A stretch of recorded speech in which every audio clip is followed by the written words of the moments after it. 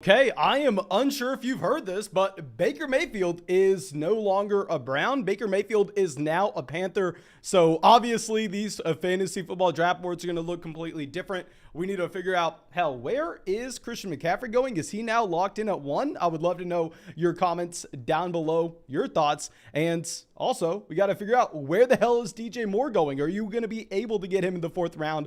But let's go ahead. Let's hop into this real money fantasy football draft. We got 2 spots left. I think we had 6 spots left whenever this live stream started. For anybody wanting to hop in and draft with us, you know, we do this every single day for people wanting to hop in. We are drafting over there on Underdog, Best Ball Mania. Everybody should know this by now. We say it in every single video, every single live stream. If you want to draft with us, if you want in real money fantasy football drafts, go sign up for Underdog Fantasy. Use promo code FLOCK. Find the link in the description. We do these drafts every single day on and off the live stream because there's nothing more fun. And on top of it, when you go sign up with promo code FLOCK and you make your first deposit, they will match your first deposit dollar for dollar up to 100. You'll get our 2022 rankings, our 2022 draft guide. You'll get our Dynasty rankings, our Dynasty rookie draft guide. You'll get our Dynasty rookie rankings. You'll get so much with promo code FLOCK. Just check your email after you sign up for Underdog Fantasy. And here we have pick 10. Now this is going to be interesting because usually pick 10, you know where we are going at the 3-4 turn. Usually pick 34.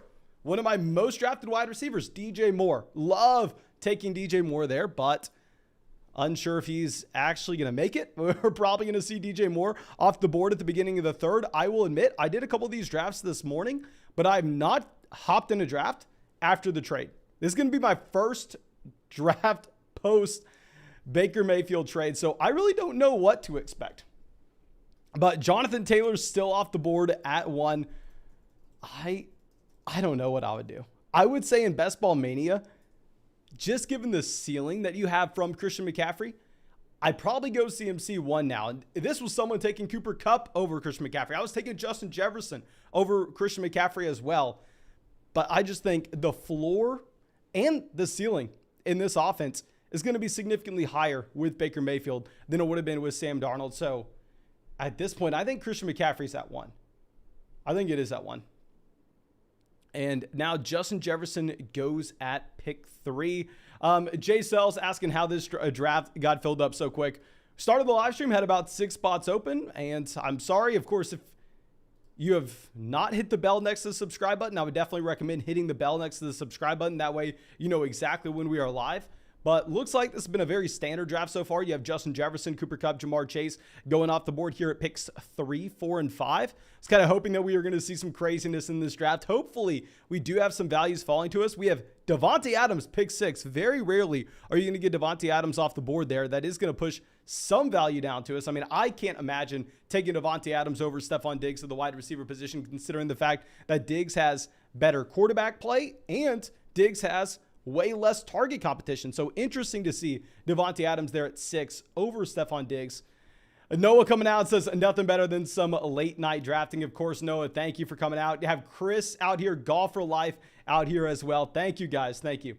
Now, Austin Eckler goes at the 107. I think that may have been an auto pick. Stephon Diggs goes at 8. I would have loved having Stephon Diggs make it to us at pick 10. Stephon Diggs is one of my most drafted wide receivers in round 1 because I am usually reaching on Stephon Diggs in the middle of round 1 as well, just given the fact that I don't necessarily think Gabriel Davis is soaking up all that volume that you had from freaking Emmanuel Sanders and Cole Beasley. Like, who are we kidding here? Okay, but Brooklyn Bum goes Derrick Henry. So now I think we just end up taking Najee here. I understand Dalvin Cook may have a higher ceiling overall if you look at Najee Harris and his inability to create big plays his rookie season. But at the same time, this is a running back that managed to play every single snap as a rookie. This is a running back that posted a top 10 finish at the position. I'm fine taking Najee just based off that workload and the workload alone. Now, maybe they slow down the pace of play. Travis Kelce goes to pick 11. I did want to have Kelce making it back to us in round 2. I thought there was a chance we had Kelce, and there was a 0% chance we had Najee Harris making it back. And I do want to flex on everybody out here real quick and let y'all know that earlier this morning, I was able to draft Travis Kelce at pick 11, and then I ended up having Patrick Mahomes falling to us at the end of the 5th round. We had Patrick Mahomes falling to us at like pick 59. Maybe it was 58. I don't know. I don't remember exactly, but it was incredible. Now, let's see where wrong Jeremy decides to go. He took Travis Kelce in round 1. Let's see. He goes Dalvin Cook. Dalvin would have been our answer. Now we have an easy selection of Joe Mixon. I think that, yes, you can go ahead and you can look at Mike Evans as a wide receiver that has it in his range of outcomes to be the wide receiver 1, say, through the first month of the season. But like I said, this is Best Ball Mania on Underdog Fantasy. $25 buy-in, $2 million to first. First place, second place gets paid in your 12-team league, but that small percentage of every league pot is set aside for that playoff tournament in weeks 15, 16, and 17 for the winners and second place finishers in all of these 12-team formats. For that reason, I am prioritizing players that I believe have elite level ceilings in weeks 15, 16, and 17, and not necessarily am going after production at the very beginning of the season. This is why I'm drafting Chris Godwin still over Russell Gage. This is why I'm not necessarily pushing up Mike Evans over someone like Joe Mixon here. But afterwards, you have Aaron Jones going at pick 18. So yeah, that looked like an auto pick. I think that team's definitely on auto. Okay. Steph coming out says, woke up at 5, worked 12 hours, went to the gym, and the live stream started the second I got home. Thank you, Mason. No, thank you, my man. And congrats on putting in a successful day of work. Hopefully you had a good one. I will say, whenever I work 12 hours, it's very easy. I just sit here and talk fantasy football. So obviously, I don't know the struggle. I don't know the struggle of actually having to go out there and work 12 hours. Last time I did that, I was a lifeguard. But thank you for putting in work, my man, with whatever you were doing. So after this, we have Barkley, Mark Andrews, pick 19, pick 20. Love the value of Mark Andrews. Like if you're looking at the combination of Jamar Chase and Mark Andrews to start your draft, that is such a high ceiling combination. If you're able to find running backs later on, someone like a James Cook, if you're able to find someone like a Chase Edmonds that truly do have elite level upsides that could be running back ones in fantasy this upcoming season. And if you start off with Chase and Mark Andrews from a roster construction standpoint, you are going to be at such an advantage. But afterwards, we have T. Higgins, Tyreek Hill off the board. Nothing too out of the ordinary. I really want to see where DJ Moore ends up going. So if you're looking at ADP, DJ Moore had an ADP down here at 38. We used to be able to get him at the beginning of the 4th. We already covered this. I always thought DJ Moore was the must draft wide receiver. We've talked about the potential of them getting Baker Mayfield or Jimmy Garoppolo. Didn't know who it was going to be, but regardless, if it happened, DJ Moore was the value at his price point. Where does he go? Like I said, this is my first draft that I've gotten in on Underdog since the Baker Mayfield trade. And real quick, if for whatever reason you are not drafting on Underdog Fantasy, go to the link in the description, sign up, use promo code FLOCK, get into these drafts with us on the live stream, go hop into some drafts in the public lobby.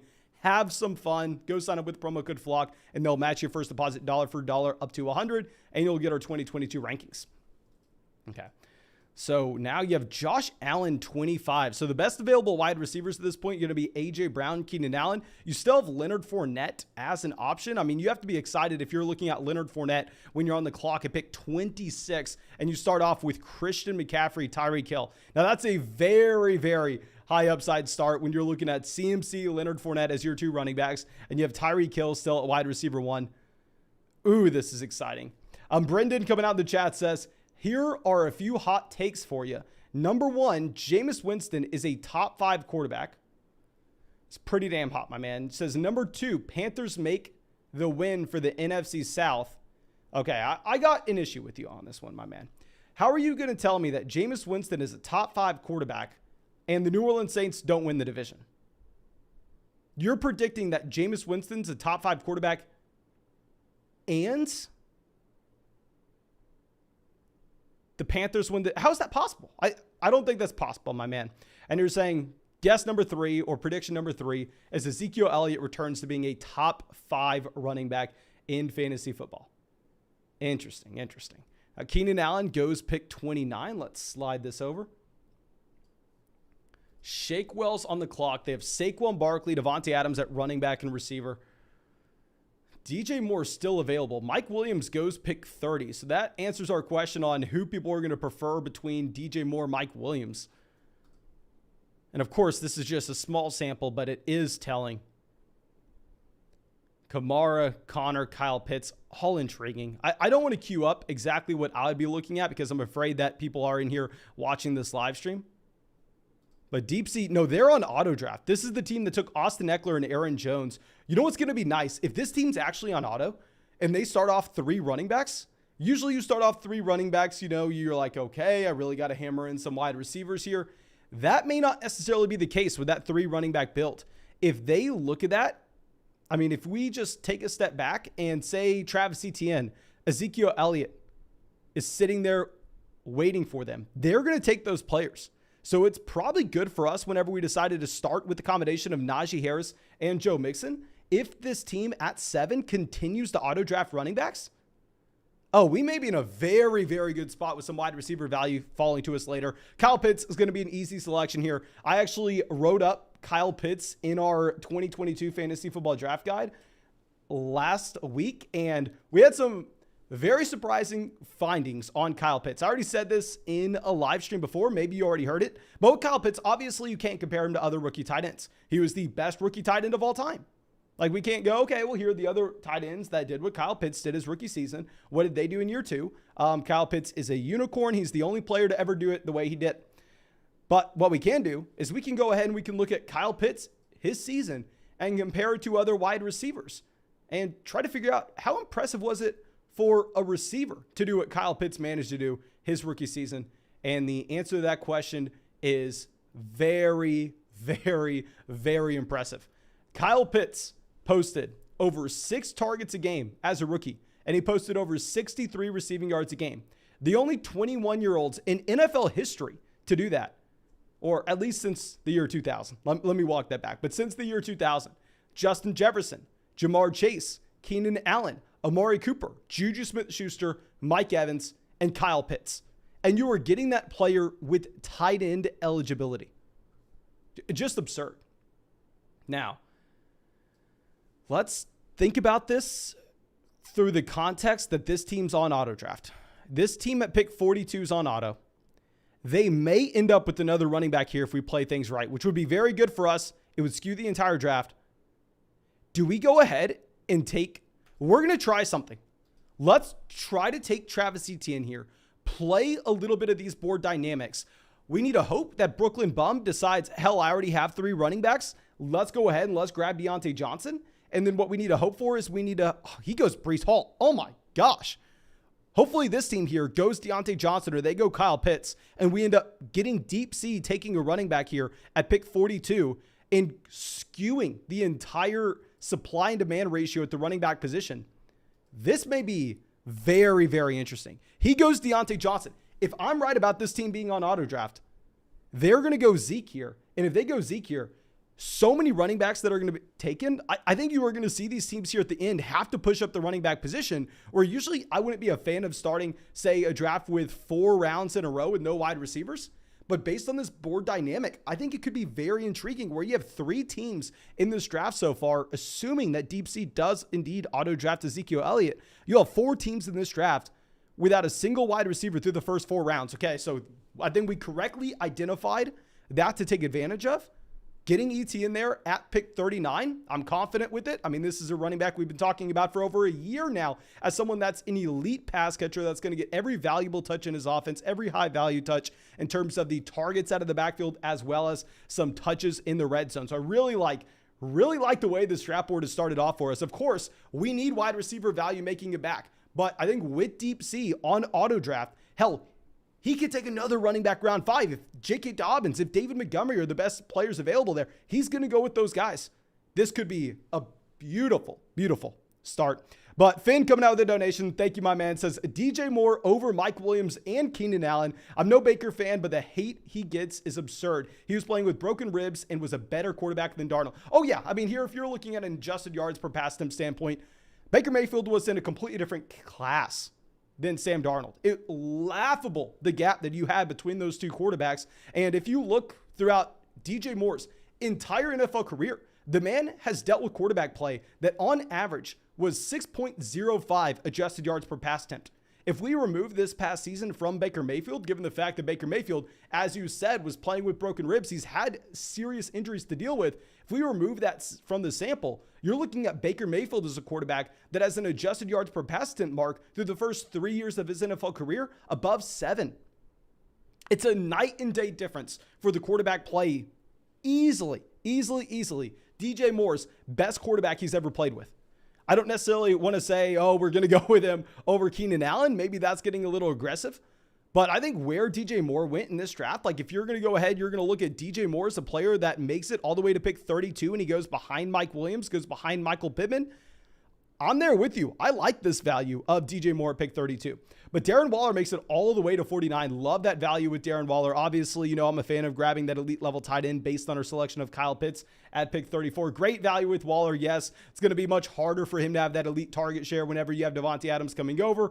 Historically, Davante Adams has gone out there. He's averaged about 30% of his team's target share. Now, I will say that's not going to happen, of course, in Las Vegas. Davante Adams has never had the target competition that he does now in Darren Waller and Hunter Renfrow. But still, at the same time, what we can't say is he can get to 25%. He can easily get to 25% of this team target share in Las Vegas. And even if this Vegas Raiders offense throws the ball more often than what you see in Green Bay, even if this Vegas offense pushes the pace of play more than what you see in Green Bay, it's going to be hard to overcome that target competition if you're Darren Waller. Now, I will say you're getting him in the 5th round here.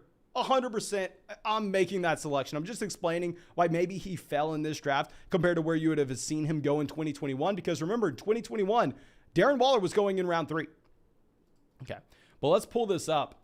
What do we want this auto draft team to do? Okay, so it sucks. They can't end up getting J.K. Dobbins. Y'all know we really wanted them to get auto-drafted J.K. Dobbins and really skew this draft board for everybody involved and helping us out. That's a big reason we took Travis Etienne there, hoping that we could get this team auto-drafting a ridiculous amount of running backs and us just inherently getting wide receiver value falling to us. But here it looks like they're going to auto-draft Brandon Cooks, which kind of sucks. I would have liked having Brandon Cooks make it back. I'm not a big fan of Rashad Bateman. I mean, if I'm looking at Rashad Bateman, I know we haven't talked down on Bateman too often in this live stream, but I've never really found myself drafting Bateman this year. Can someone please talk me into this price point on Rashad Bateman? If I pull up my phone real quick to look at my ownership percentages, Rashad Bateman goes pick 56. Bateman's a player I have in 4% of these drafts. I haven't been drafting Bateman very often at all. Okay. Ooh. Let's go with the hyper fragile build. Let's go with the build that we have not done in quite a while. We're going to go ahead. We're going to take J.K. Dobbins here, and we're probably going to be done drafting running backs. Now, if y'all remember Best Ball Mania back in 2020, it was actually won by a team that went through with the hyper fragile build. This was one of the most popular draft strategies for analytical drafters last season, where you took 4 running backs and 4 running backs alone. That way you were able to go out of your way and you were able to just load up extra roster spots with wide receivers later on, taking advantage of their positional flexibility and volatility throughout the season. Let's try it. It's definitely a very low floor strategy, but at the same time, if we can hit on some of these wide receivers late and if our running backs stay healthy, then it's a very high ceiling strategy as well. Like I said, the winner of Best Ball Mania did this back in 2020. So it's not something I usually try to do. I think this is how the draft board maybe shook out for us. You have Josh Jacobs, A.J. Dillon going at pick 60, 61. Great for us because I can tell you, whenever we go ahead, we take J.K. Dobbins there. The last thing we want is a running back staring at us at pick 63 because we can't take him. We can't take him. Okay. So let's see the wrong Jeremy on the clock. He has Kyler at quarterback, Kelsey at tight end, running back Dalvin. Okay, good. We're going to go ahead. We're going to get Jalen Hurts. I know obviously we really need a wide receiver at this point, but if you're looking at Jalen Hurts, I'd be comfortable taking him here. Having a very unique build overall, where how many teams in Best Ball Mania are going to start the draft with 6 non-quarterbacks in a row. And at the same time, when we grab the elite level quarterback here with Jalen Hurts, who I truly do believe can be the quarterback 1 overall this upcoming season, I think that this is going to be a build where we only have to draft 2 quarterbacks. We only have to draft 2 tight ends. Hell, we only have to draft 4 running backs. So I'm no mathematician, but it looks like we may get 10 receivers on this roster. We may get 10 receivers on this roster. Okay. So Finn says Bateman showed no signs of the potential everyone thought he had. Steve the Weave says he's 15% in on Rashad Bateman. Mr. says, nope, sorry, I'm good off of Bateman that high. My thing with Rashad Bateman is, let me pull up my draft guide just to make sure, but I believe Rashad Bateman had 1.3 yards per route run as a rookie, which of course he was coming off a groin injury that he suffered before the season. He wasn't able to go to training camp. He dealt with some pretty bad quarterback play that season as well. But yeah, 1.3 yards per route run as a rookie. Now, yes, there's a large role in this offense considering the fact that you're looking at Hollywood Brown going over to Arizona, and Hollywood Brown over the past 2 seasons has had a 25% team target share on a week-to-week basis. But at the same time, the very inefficient wide receiver play by Rashad Bateman, and the fact that if we go back and look at what this Baltimore Ravens offense wants to do, they really want to run the ball. I mean, if we look at 2019 and 2020 and combine those seasons over there on RotoViz, and we look at their rush to pass ratio in game neutral environments, Baltimore in game neutral environments runs the ball 57% of plays. The next highest offense was 50% with the Tennessee Titans. The Baltimore Ravens are a complete outlier where I think really it's so hard to project any type of volume in the passing game. Now, yes, I'm still going to be going ahead and drafting Mark Andrews because with Mark Andrews, you're going to get the positional advantage. With Mark Andrews, he has been hyper efficient throughout his entire NFL career. So if there's going to be someone that can overcome the lack of overall of volume in this passing offense, I do think it can be Mark Andrews. Mr. says, have there been any cheaters playing Underdog? My man, Underdog has had millions of drafts. I am sure people have tried to go on Underdog and cheat, but very similar to online poker, Underdog has things set in place where obviously they know people are cheating. They'll hit them with that ban real quick. They'll remove the draft from the overall pool, but there have been millions of drafts on Underdog. I'd assume someone tried to go in there and cheat, but yeah, people get removed easily. Okay, so after we take Jalen Hurts, the exact opposite of what we would ever want to happen happens. We see a massive run on wide receivers. Now, this is horrible for us. If we go ahead and look at this draft board, oh dear God, ladies and gentlemen, not too many non-receivers are currently available. Now, what we would love to see, if somehow it's possible, if these next 4 picks can just go based off of ADP and all of a sudden Miles Sanders can slide up here as the best player available to Deep Sea 2017 and they end up auto drafting Miles Sanders. Like we said, sometimes you're going to see these teams get skewed one way in a certain direction if they're an auto draft build. If they get auto drafted Miles Sanders, that would be perfect for us. That's exactly what we are looking for. Fishing on the clock right now currently has Mahomes at quarterback. At running back, they have Nick Chubb, Elijah Mitchell, receiver Cooper Kupp. They go Kadarius Toney at pick 76. That may be the earliest I've seen Kadarius Toney ever go. Elijah Moore goes 77. This does suck because Deep Sea is going to end up auto drafting a wide receiver away from us here, and that's legitimately the exact opposite of what we are hoping happens. But Shake Wells on the clock. Hopefully they take Miles Sanders. Like, get some of these running backs off the board. Oh, this is a tough draft.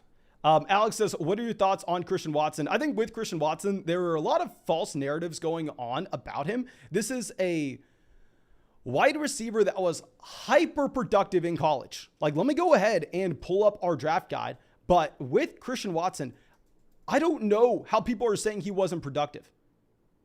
If we go and look at how many receiving yards on a per game basis he accounted for, this man accounted for 44% of his passing offense in college on a per game basis. 44%. And take a guess on how many wide receiver 1 seasons Aaron Rodgers has produced through his 14 years starting. I would love to know your guess on this one. How many wide receiver 1 seasons has Aaron Rodgers produced through his 14 years as the starting quarterback of the Green Bay Packers? Keep in mind, 2 of the seasons he only played like 8 and 9 games, but I'm including those. Okay, we're including those. Okay, so let's pull up this chat. Hassan says 4. My man, Devontae Adams has had like 6 straight. You're going to guess 4? Cameron says 3. Y'all think 3 and 4. Dakota says 3. Are y'all trolling me? SC says 2. He's started 14 seasons. We're talking about Aaron Rodgers here. Aaron Rodgers has produced 14 wide receiver 1 seasons. he has produced a total of 6 from Davante Adams. He has produced 3 from Greg Jennings, 3 from Jordy Nelson, and 2 from Randall Cobb. I'm not saying that you have a guarantee. Of course, I would be a crazy person. I would legitimately be a crazy person if I tried coming out here and telling you that you had a guarantee that Christian Watson was going to be a wide receiver 1. No, I'm not trying to say that. But what I would say is, with Christian Watson, the Packers trade up to select him inside the top 40 picks. In my opinion, based on his yards per route run, based on his target share in this offense, Allen Lazard is a bad NFL wide receiver. Christian Watson has it in his range of outcomes to be the wide receiver 1 in Green Bay. And you are getting him about 30 picks behind Allen Lazard. I'm definitely drafting Christian Watson. I'm going to be completely fine with it. So we are going to take Dak here. I know we don't have a stack with Dak Prescott, but when you take Dak, I mean, you are going to get the potential of grabbing a Jalen Tolbert later on. You're going to get the potential of going ahead and grabbing a Michael Gallup later on. And it comes down to the fact that I'm looking at Allen Lazard, Christian Kirk. We can really only go wide receiver here. We can't take a running back. I think Clyde Edwards-Helaire is the best value on the board, but sucks for us because we took J.K. Dobbins in round 5. We're done at running back. I think the wide receivers that are going to be available to us at the 9-10 turn, they are going to be about the same as these guys in Allen Lazard and Christian Kirk. And the quarterbacks, they're not going to be. I think Dak Prescott is going to be in his tier by himself here at pick 87. So let's go ahead. Let's take Dak Prescott. Orlando says we are sleeping on Allen Lazard. Lazard is not someone that I've drafted really at all. Let me pull up our draft guide and what we wrote up with Allen Lazard and all the key statistics that we have on him. And real quick, I know we've had a lot of questions about this draft guide. I said it was going to be available for everyone who pre-ordered it early August. I lied to y'all. I am going to get this out in about a week. We are going to have this draft guide live in about a week. I just have to make sure that the editors have everything set in stone. But with Allen Lazard, I mean, this is a wide receiver that his target share was 11.5% this past season. He had 1.4 yards per route run. I think the perception on Allen Lazard is skewed a little bit similar to what it was with Robert Tonyan 2 years ago, based on the touchdown rate that he had this past season. Touchdown rate, the most volatile statistic on a year-to-year basis. Really, the only thing that predicts touchdown rate is the offense that you're going to play in. So yes, we'll assume that Allen Lazard does have a touchdown rate going forward higher than league average when you're attached to Aaron Rodgers. But still, he had a 13% touchdown rate this past season, which if you look at his points per game, if you just look at the narrative centering around Allen Lazard, that is 100% going to skew things, something that is highly volatile on a year-to-year basis. What's not volatile are his air yards per game, his yards per route run, his target share in this offense, all of which were very bad over the past 3 years. Of course, you have Davante Adams there, so it's going to be better when you no longer have Davante Adams. But I still don't think it's going to be great. And real quick, if you have not done so already, please go down there, drop a like in this live stream, subscribe to the channel if you play fantasy football and if you've been enjoying the streams, because we do these live streams every single day without failure. Okay, so let's hope. I mean, selfishly, obviously we want Dallas Goedert making it to us, but that's not going to happen. Let's hope that a couple of these teams here take Tyler Lockett, Chris Olave. Take Lockett and Olave. Take Lockett and Olave. Get these players off the board, please, because we want Deep Sea auto-drafting a running back. We need Deep Sea auto-drafting a running back. This was our strategy in this draft. Okay. Fishing 03 on the clock. Take Lockett. Take Olave. Take Lockett. They go Melvin Gordon. Come on. This team, B-Mill, goes Devin Singletary. They take a running back. Shagwell, so it doesn't even matter if they take Lockett or Olave. You aren't going to get that team here at pick 103 auto-drafting a receiver. So at this point, don't take Lockett or Olave. At this point, take Cordell Patterson. Take Rashad Penny. Take Aaron Rodgers. Take someone that we can't have access to, because the only guys we're really going to be looking at, considering our wide receiver core is made up of one player, and that one player is going to miss the first 6 weeks of the season, these are the only guys we can draft. This is what we have access to, okay? Outside of that, we are done. And Zach Ertz would be a very bad selection as well whenever we already have Kyle Pitts on this team. Oh, Dermont says, is A.J. Dillon still there? Oh my man, A.J. Dillon's off the board rounds before this. rounds before this. You would never see A.J. Dillon in this range on Underdog. So Deep Sea is going to go ahead. They're going to auto draft Tyler Lockett, someone I have been drafting a decent amount. We've been drafting Lockett. We are drafting DJ Moore. We are drafting Robbie Anderson with the assumption that you could see their ADP being massive risers given a potential trade between Jimmy Garoppolo or Baker Mayfield to either one of those teams. Of course, it looks like it's going to be Baker. Brooklyn Bum, don't take Olave. Please, please, please give us Olave. Go Cordell Patterson. Go Aaron Rodgers. That team has Olave. Come on. Are you freaking kidding me? Let's bring in Garrett Wilson, someone that's a much better prospect than Chris Olave. The issue with Garrett Wilson, obviously, is going to be the offense that he's playing in New York. Cordell Patterson goes off the board, pick 107. We're going to have to go ahead. We're going to have to grab another wide receiver, pick 111. It would have been so much better if that Chris Olave team decided to take Rodgers to sack with Allen Lazard there. Hawkinson went at 85. Gosh, this board is not falling for us. Okay. So now Chase Edmonds goes 108. I love Edmonds and Cook. Like, looking back on our draft, I think we did make a mistake in not setting ourselves up with the potential to take advantage of this running back value here. So we're going to go ahead. We're going to take Tyler Boyd. I actually really like the Tyler Boyd selection. I think this is going to be a wide receiver that does have a decent floor throughout the season, considering the fact that this target tree is so damn concentrated just between those three wide receivers in Cincinnati. They use absolutely nobody else. So I think he is going to have that floor, and he will have access to a ceiling as well if you have an injury to either T. Higgins or Jamar Chase. So I'm fine. Oh my God, look how bad our wide receiver core is. Now, of course, we're drafting 10 wide receivers here, okay? So in a best ball format, we're attacking it with quantity over quality. But right now, our wide receivers are DeAndre Hopkins, Garrett Wilson, and Tyler Boyd. Brutal, brutal, brutal. Finn coming out says, Jimmy Garoppolo to the Seahawks in a couple days. Interesting. I would like it. Based on how much I've drafted Tyler Lockett, how much I've drafted Kenneth Walker, I would like it. People coming out saying Gallup was the play. My issue with taking Gallup here is if you look at the construction of this team, while I agree with you, we need to bring in those Dallas stacks. We still are able to get Jalen Tolbert later on. We are still going to be able to go out and get James Washington at the very end of this draft. And look at the other wide receivers that we took at the past two picks. We took DeAndre Hopkins and Garrett Wilson. Our first wide receiver is going to miss the first 6 weeks. Our second wide receiver is a rookie. So for us to go ahead and for us to take Gallup there just for the stack, while I agree we want to get correlation in here, we do want to get a stack overall. I think we may be better off with those two options we talked about later on. It would be very difficult for us to take a third wide receiver on this team where we know Gallup, he tore his ACL after Chris Godwin. He tore it after Robert Woods. Gallup's going to start the year on the pup. So it'd be very difficult for us to start our draft with a rookie wide receiver and then two guys that are going to miss the first month plus of the season. So, of course, if Gallup were to fall to us at pick 130, I'm going to go ahead and I'm going to grab him. But very similar to why we can't, say, start our next pick off with Jameson Williams if there are other wide receivers in that range.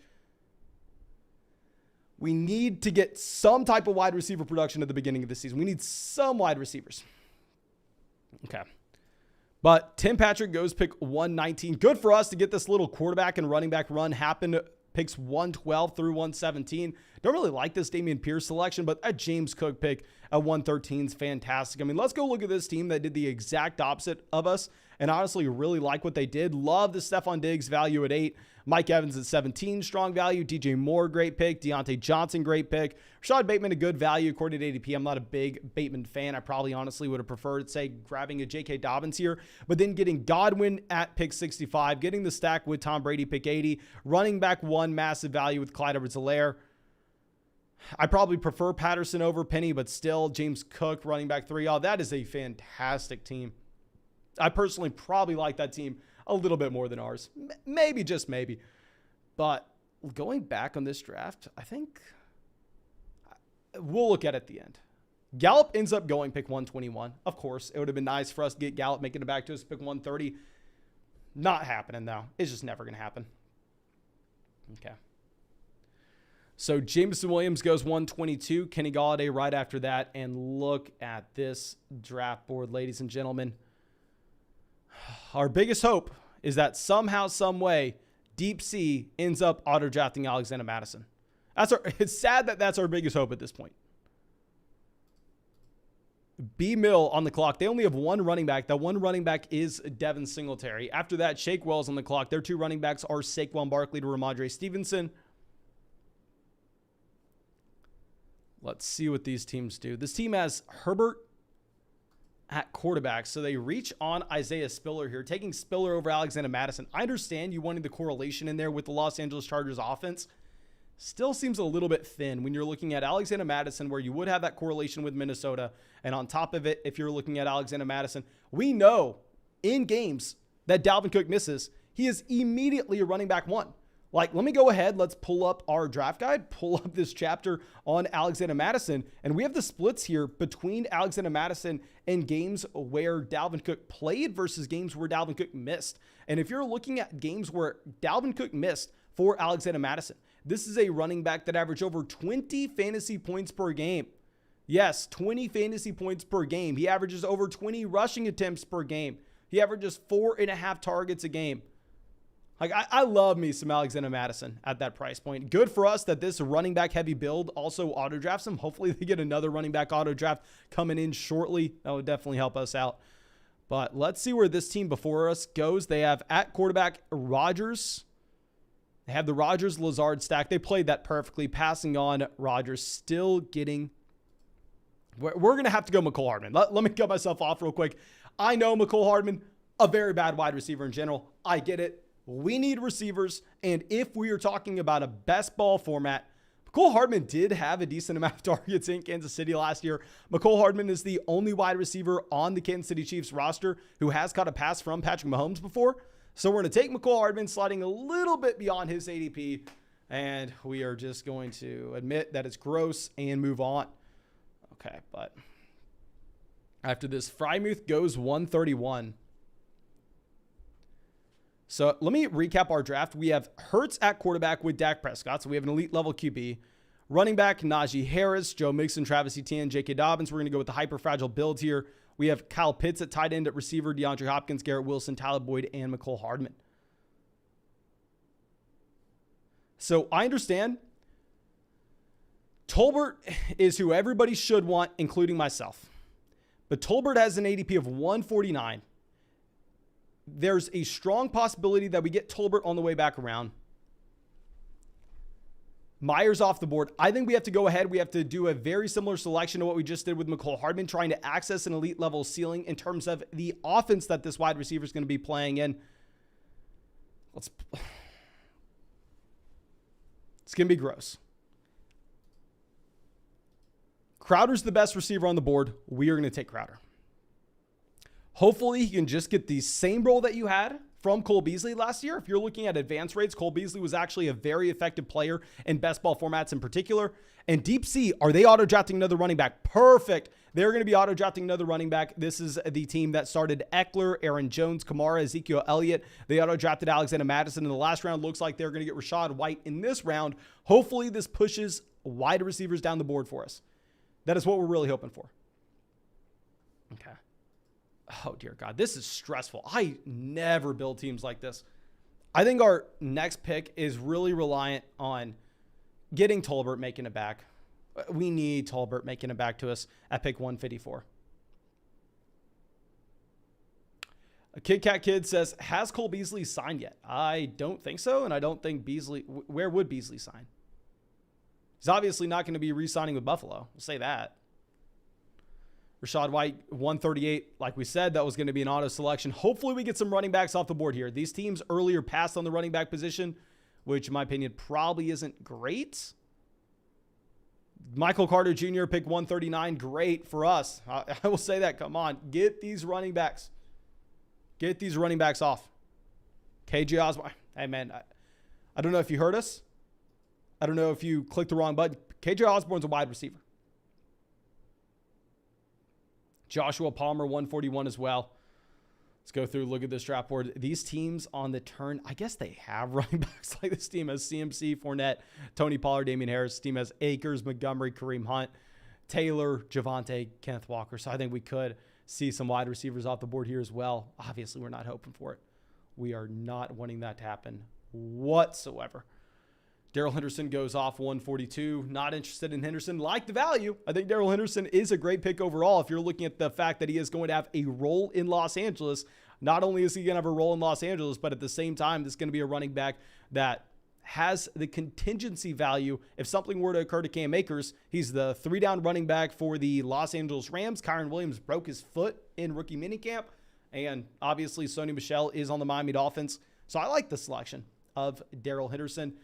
Hopefully this team at the turn goes RB, maybe grabs a quarterback. Hell, quarterbacks are great to get off the board as well. They go Nyheim Hines, good. Good way to start. Good way to start. 3 tight ends sitting here. So what does suck is this team, Deep Sea, looks like they can't auto-draft another running back for us.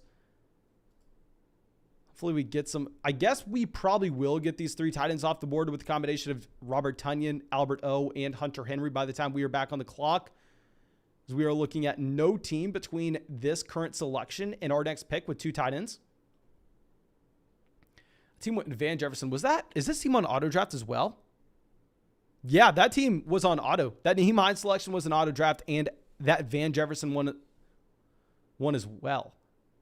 Okay, this may mess us up. Oh, dear God. 2 teams on auto. Tyrion Davis-Price goes 146. Good for us. What we need to be worried about, not necessarily these teams that drafted 6 wide receivers in a row to start the draft to take our guy, to take a wide receiver that I genuinely think is a little bit overvalued but would complete our stack. We don't need to worry about them taking him. We need to worry about Deep Sea auto drafting them. But I don't think that's going to be an issue right now. Gerald Everett off the board. Come on. Come on. Get Tolbert. Get Tolbert making it to us. Tolbert, the best wide receiver on the board right now, so we can't throw a fit if he goes. I think this is what this draft hinges on.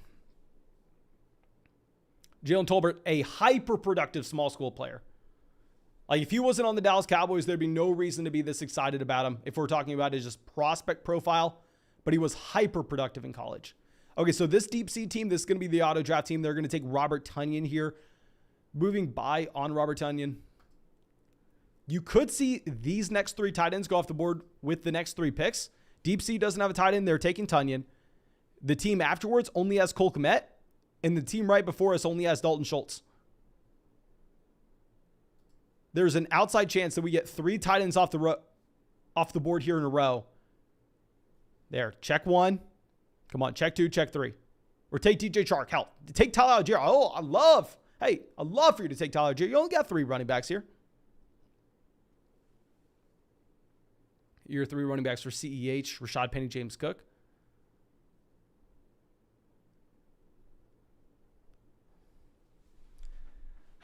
Like I said, we can't throw a fit. He was the best wide receiver available. If a team wants to go receiver, they're going Jalen Tolbert.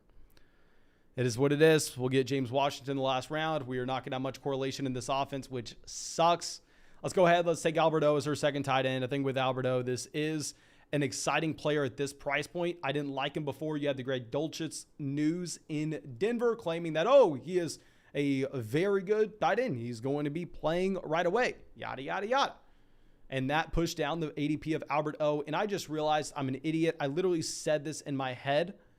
But there was no reason for us to take Albert O at pick 154. That was the dumbest thing I've done all draft. I've done a decent amount of dumb things in this draft. But if you looked at the teams after us, they already had 2 tight ends. This team had Hawkinson and Gesicki. The other team had Kelsey and Freiermuth. They couldn't go tight end. That was the dumbest thing we did all draft. By far and away, the dumbest thing we did all draft. Where did Robbie Anderson go in this draft?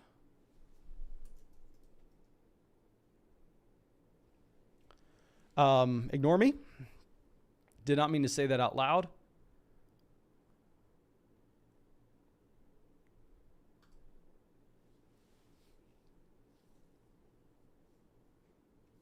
Do I take Robbie Anderson here? Obviously, this is a player way down in ADP, but now he has Baker Mayfield. He had 110 targets last year. We're going with the wide receiver. Let me know if y'all prefer Robbie. I think Robbie's the guy. And honestly, maybe that was a blessing in disguise for us to get sniped on DJ Chark where I ended up having to think about it. Let's go ahead. Let's take Robbie Anderson here. 110 targets last season. We desperately need targets at the wide receiver position. because this team has such a low floor receiver on a week-to-week standpoint. Like, look at this team at wide receiver. DeAndre Hopkins, Garrett Wilson, Tyler Boyd, Mecole Hardman, Jamison Crowder, Robbie Anderson. Hopkins misses the first 6 weeks. So for the first 6 weeks, we can assume Garrett Wilson's not going to have a large role through the first 6 weeks. He'll be on the field. He's a very good wide receiver, but we can assume that you're probably going to have Elijah Moore and possibly Corey Davis out targeting him during that time. For 3 starting wide receiver slots, we're going to be hoping that we get some random spike weeks between the combination of Wilson, Boyd, Hardman, Jamison Crowder, and Robbie Anderson. Now, yes, we get to draft 10 wide receivers on this team, so we are going to get some volatility. We can hopefully capture that volatility with our 3rd wide receiver slot. But I'm honestly happy I remembered Robbie Anderson. Happy. Richard says, hate to be the one to say it, but is Alec Pierce still there? Alec Pierce went at pick 155, my man. He went at pick 155. Tyler Higbee goes 163. At this point, I don't care what you take. Just don't take receiver. Get the running backs, get the quarterbacks, get the tight ends all off the board. We're done. We have Kyle Pitts and Alberto at tight end. We have Dak Prescott, Jalen Hurts at quarterback. We have at running back, Joe Mixon, Najee Harris, J.K. Dobbins, and Travis Etienne. We're done. We're just starving. We're in the desert right now. And wide receivers are water. We are dying for some receivers on this roster.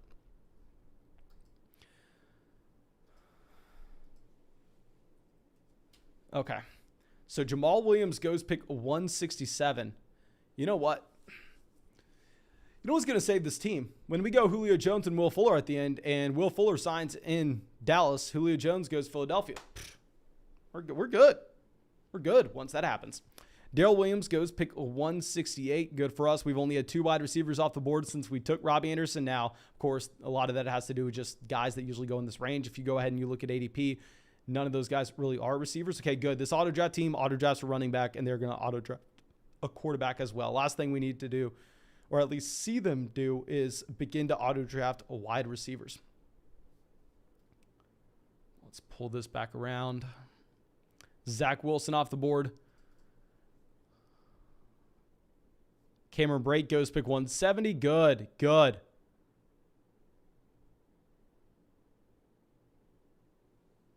Julio Jones, 171. Julio's someone that I am targeting very late because very similar to what we were doing with DJ Moore earlier, as we are looking at players that are going to have a lot of volatility with where they're being drafted from today to August and try to create super teams with those assets, knowing that, yes, we're going to miss on a lot, but we're going to hit on a decent amount as well, and that's how we're going to find that elite ceiling and build that super team. So Julio Jones is a player that I do like drafting at the very end of these that is significantly ahead of his ADP, but I'm honestly fine seeing them do that. Deep Sea is going to auto draft Sammy Watkins. It sucks. Obviously, we wanted a wide receiver here. It is what it is. We'll just have to go ahead and move on. You Got Green says, is it too early to reach for Will Fuller? My man, Will Fuller was a top 10 receiver on a points per game basis the last time we saw him play. Is it ever too early to reach on Will Fuller? What kind of question is that, my man? Okay, so Sammy Watkins goes pick 175. Evan Ingram off the board. Brooklyn Bum only has 1 quarterback. The quarterback is Rodgers. I feel like if you draft, you have to go ahead, grab Mac Jones there. And I really like George Pickens, 178. With Pickens, let me pull up the chapter we wrote with him in our draft guide, because I do have an interesting little tidbit on the amount of volume that's actually going to be available this upcoming season in Pittsburgh. Because obviously you see the Pittsburgh Steelers wide receiver depth chart and you're like, oh crap. Obviously, they already have Deontay Johnson. Y'all know I love Deontay Johnson. Not only do they have Deontay Johnson, they have Chase Claypool. So you're looking at it going, why the hell did they draft George Pickens? If you're looking at George Pickens, this is a wide receiver going to a team that doesn't really have much opportunity at all. Well, you need to dive a little bit under the hood, because this team lost Juju Smith-Schuster this offseason. This team lost Ray McCloud this offseason. This team lost James Washington this offseason. If you account for all those routes run in this offense, they lost 766 routes run this year. 766 routes run are no longer in Pittsburgh. I do think there is a path for George Pickens to get on the field year 1. Okay. So we're on the clock.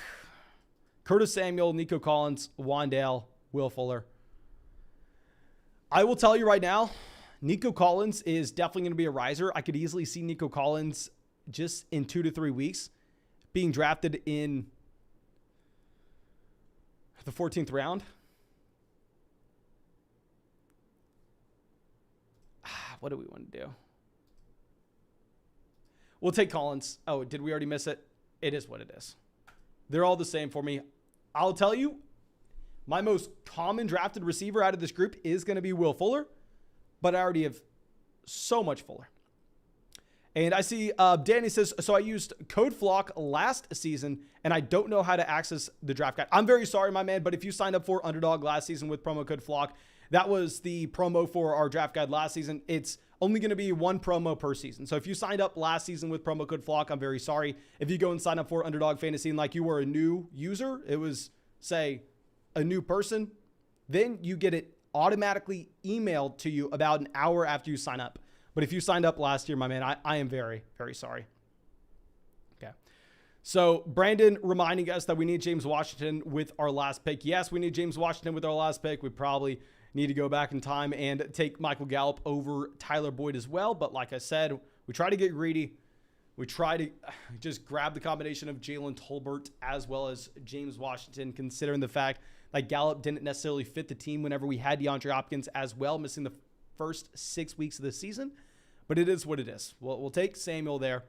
Nico Collins will go pick 185 directly after us. Okay.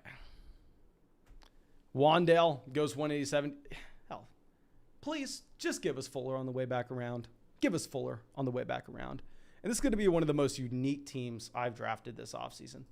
Like, let's go ahead. This is something, if y'all played on Underdog last year and followed Underdog content last year, I didn't cover it too much, but because the winner of Best Ball Mania in 2020 was a hyper fragile build where they only drafted 4 running backs and they loaded up on receivers late, everybody was trying to do it last year, where this season, I never hear anybody talking about a hyper fragile build. I guess that's what we try here with Najee at 10, Mixon at 15, Travis Etienne, J.K. Dobbins in the 4th, 5th round as our 4 running backs on this team. We have Kyle Pitts as our elite level tight end, Jalen Hurts, Dak Prescott as our elite level quarterbacks. We also have Albert O at tight end, but receiver, we are extremely weak. Hopkins, Garrett Wilson, Tyler Boyd, Mecole Hardman, Jamison Crowder, Robbie Anderson, George Pickens, Curtis Samuel. But in a best ball format where you don't necessarily submit your starting lineup every week, can we all do some mental gymnastics and imagine how this wide receiver core could be good? Could be, of course, not guaranteed. But if Hopkins comes back and is wide receiver 1 like he has been over the past decade, he comes back week 7. Garrett Wilson is one of the best wide receiver prospects that we have seen outside of Jamar Chase. He ties with Drake London, our wide receiver prospect model. Great wide receiver prospect. If he can break out as a Jalen Waddle type player, that'd be very intriguing. Tyler Boyd, if somehow, some way you get an injury to either wide receiver in Cincinnati. Mecole Hardman, Jamison Crowder providing random spike weeks in elite level offenses. Robbie Anderson being a wide receiver 3 in fantasy. George Pickens breaking out to do something. You could squint and you can see how this may, just may, be a fine team. Big Tip says, I just joined. How many likes to do another draft? I'm very sorry, my man. My girlfriend is over here, and I told her I'd only do 1 draft. Told her it would only be a 40-minute live stream, and I will get my head ripped off if we fire up another draft. But, you know, I am a psycho. There are 450 people watching this live stream. There are over 2,000 views on this stream. There are over 2,000 views on this stream. And I'm saying this because I know there's no way we're going to get it. So I'm very, very sorry that I'm saying this just to be an ass. But if we get 415 likes on the live stream, we'll do another one. But I'm telling you that, saying we are not going to get 415 likes on the live stream. There's legitimately no way. Okay. So we have AJ Green going pick 195. Looks like we're going to get James Washington making it back to us. So we should be good. James Washington making it back. Other receivers, like the issue is with Jalen Hurts, we don't have access to any type of stack here. I don't necessarily mind with Jalen Hurts considering he's deriving the majority of his value based on the rushing upside, like we've already talked about so many times. But I will admit with Dak, based on the fact that if he does hit here, it has to be with his passing volume alone. This team seems almost dead since we didn't get any of those other Dallas Cowboys wide receivers. Okay, so deep C, auto drafting Carson Wentz. We're honestly fine. Let's just go ahead. Let's make sure we get James Washington. We're not going to try to get Q with it. We'll take James Washington with our next pick. Because if you're looking at Devin Duvernay, like what's the difference between Devin Duvernay and Laviska Shenault, or Devin Duvernay and Byron Pringle? Maybe we can try to just squint and figure out what wide receiver would be the best fit with this wide receiver room. I mean, if we are looking at this, our main issue is going to be getting production at the beginning portion of the season. Whenever we have Hopkins, whenever we have Garrett Wilson, whenever we have George Pickens, presumably not producing right away. So it would be very difficult for us to go ahead and draft a John Mechie, for us to draft an Odell Beckham Jr. They're almost off our board entirely. Isaiah McKenzie may not necessarily make too much sense because with Isaiah McKenzie, if he were to play in Buffalo this upcoming season, he is going to play that slot wide receiver role that we drafted Jamison Crowder for. So I don't think Isaiah McKenzie makes a lot of sense to the wide receiver position either here. Bryan Edwards is just someone that I am not drafting at all. Cheeky Hobson coming out says, what does your shield represent? Just the amount of underdog drafts that you're in. So if you've been in, I don't know how many underdog drafts, but like a couple hundred, you get a shield. And then a couple hundred more, or maybe 1,000 more or whatever, your shield turns red. It's like your experience level. So if you see someone with a shield in your draft room, you know that they're in drafts very often. Okay, so we're going to go ahead. We're going to get Devin Duvernay. I mean, we talked about this a ton, but he was at the University of Texas with me, so that's exciting. Maybe we go, okay, well, we're betting in Baltimore. We have J.K. Dobbins, yada, yada, yada. No, I do think this is a wide receiver that could potentially be the wide receiver 2 in Baltimore this year in both targets as well as snaps. But let's go ahead. Let's scroll this down. Liam says, go John Mechie. The issue with John Mechie is John Mechie tore his ACL at the very end of this last football season, so he is going to be missing the beginning of the year as well. And we can't draft players that are going to miss the beginning of the year here based on what we did in this draft. But thank you again for coming out and supporting the channel, supporting the live stream. Like I said, we were going to get these drafts going every single night until the football season starts. So I'm sorry we're only doing one tonight, but don't you worry. We're going to get in another one tomorrow, another one the day after that, another one the day after that. So just make sure you go down there, subscribe to the channel. Not only subscribe, make sure you go ahead and go sign up for Underdog Fantasy. Use promo code FLOCK so you get a 100% deposit match and you can fire up some drafts with us through the course of this offseason. But thank you again. I appreciate all y'all, and I hope you have a great night.